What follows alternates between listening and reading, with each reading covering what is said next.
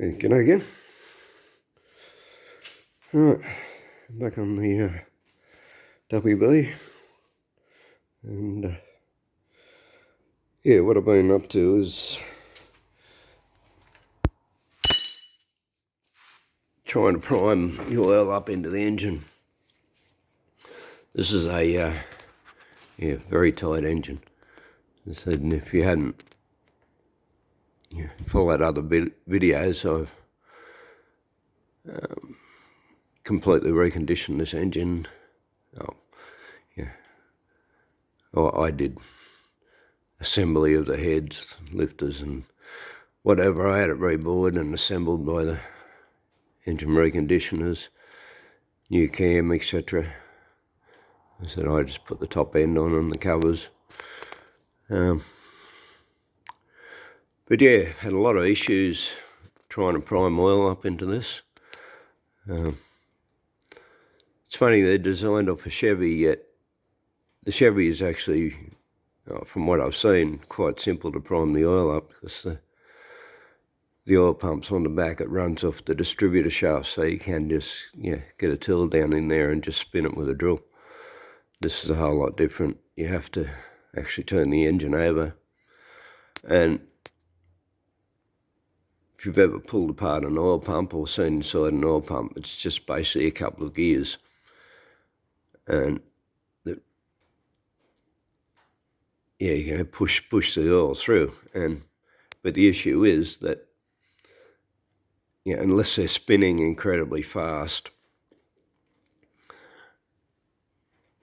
they won't draw the oil up unless there's something in there to stop the air also passing by it. So after I wound this over twice until the battery went flat.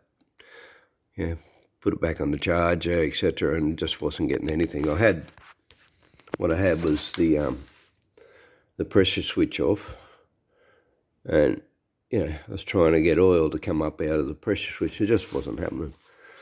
And so eventually I got on YouTube and I found somebody a couple of people who'd showed different ways of priming it. And so what I ended up doing was taking the pump off, and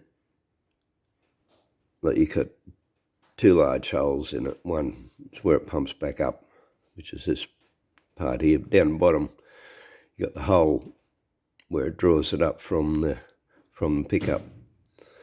And firstly, I made sure there wasn't any vacuum leaks in the pickup. I got this. Where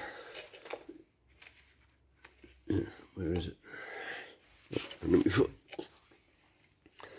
Got the syringe, put it onto a hose, fitted it tight into the hole that goes down to the pickup. Pulled it back and there was no issue. It pulled the oil up straight away, so I knew there was no issues with the pickup, like the gaskets and whatever, so that was all civil. So I said, then end up packing grease down in there and with my finger rubbing it down onto the gears, turning it slightly and rubbing it until it had completely coated the two gears, which is your actual pump which draws your oil. And fitted it back on. I still had the pressure switch off at that time. So then I also had to join a few different pieces of hose together so I could get it to seal and go onto the syringe. As I said, I had this end. It was a tight fit and I was able to screw it down into where the pressure switch goes. And whilst turning it over, I drew this back, and I stopped. Of course, when it got right up to here, I stopped turning the engine. I then kinked the other hose so that the more oil had come in there, couldn't run back. Push this all the way back in, connect it back up again. And on the second time, like I said, turning the engine and pulling on this at the same time, and on the second time the oil come up, and yeah, I then took that off again. I took the syringe off, just had a bit of hose, turned it over again, and yeah, made sure it was pumping the oil back out, because it made a hell of a mess in the process. I got oil over the floor, which is, yeah, nothing unusual in my shed. Yeah, it cleans up. No drama. Just got to watch you don't slip in it when you're walking around. That's the only real drama with having oil on the floor. And yeah, it's because I haven't put all my wiring in yet. I've decided I don't like this red. The paint job itself was pretty crappy anyway. Sort of done hurry, and I didn't do it real well. So yeah, I'm going to go with a matte black on the firewall. So, you know, for that reason, I haven't started putting the main wiring harness back in yet. And yeah, so I did, I found the original 2 battery leads. Because one going from your positive down to your starter, the other earth, and yeah, I did have it run to there, and I did it up, and it must have been a cheap shit hardware bolt or something that just snapped off before I got any real pressure on it at all. So yeah, and then I tried using an easy out set that I got given, and that was just totally useless. So I've now got a bolt stuck in that hole, so I hope I don't need that hole for anything. So that's yet to be seen when I start bolting these up. I don't think there's anything goes on there, so hopefully I get away with it. But yeah, so I've run my earth lead to the timing cover. Also found a switch. I didn't want to, because I knew I'd be winding it over for a while, so I didn't want to be just holding a wire on the battery terminal, so yeah, found a switch in amongst my parts. It's handy to keep things like this. I don't throw away things like this. But yeah, so that's the setup we got. And here's the battery out of my Ford.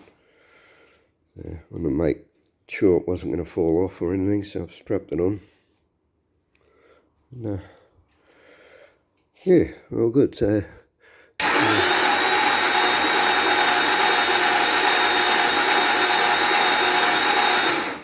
that should now be, as I said, pumping oil through the engine. So I'll do that a few more times. I'll do it till I run the battery flat again, and then that should do until I'm ready to fire up. And because that's going to be a fair way away yet, especially now coming on Christmas. I've got other expenses now, so yeah, holding me up from firing this up now, as I've still got to buy spark plugs and coolant and etc, carby cleaner. Still got to paint the exhaust, which means buying exhaust paint. Also buying something to because I can't get it in the sandblaster. I'd sandblast it, but I can't get it in there. So looking like probably an acid clean on these. But as I said, then I got to paint them. I had a lot of issue with the exhaust paint. It sort of burns off to a degree, but the bigger issue is that it doesn't seal and the rust just comes back real quick. So I'm experimenting. I've got this GB red oxide primer, which I've mentioned a lot of times. I really like this stuff. And what I've noticed is that when I've been, like my firebox, when it's not burning, gets used as a bench. And I've sprayed tons of things on top of this, and the red you can see, especially on the chimney, which gets really, really hot, and on top of here, that's been there for 6 months. Hasn't burned it away. See? It's still there. So that makes me tend to think that if I coat the exhaust first, paint them first with the red oxide, and then put the exhaust paint over the top, and hopefully I can stop them rusting away again in a short time. So, but yeah, it's the first time I've actually tried it, but I don't have any exhaust paint to recoat that. No. This is the Briggs & Stratton motor that I've made a video on as well. So, but yeah, that's the next plan of action. But as I said, yeah, it's always, yeah, money involved. Yeah, exhaust paint's not cheap. Yeah, I think rather than go with an exhaust paint, I'm going for a pot belly black. That does tend to last a little bit longer than your regular exhaust paint anyway. So yeah, so as I said, yeah, cost of expenses and things I have to do. Yeah, I haven't even got the cross member back on under the gearbox. It's leaning over there against the wall, or coated in dirt, grease and rust. So, and yeah, I had it tied up with wire, and the wire actually broke while I was turning this over. And the gearbox dropped to the ground, and hopefully I haven't damaged it. But yeah, so before I can fire it up, I've also got to get that cross member on. Got to get the tail shaft on. That's another thing that has to be cleaned up and painted. It's another thing that's rusty and dirty. So yeah, everything else underneath, everything that goes back on is getting cleaned up and painted. So yeah, there's not going to be any exceptions to that. That's not going back on until it's cleaned and painted.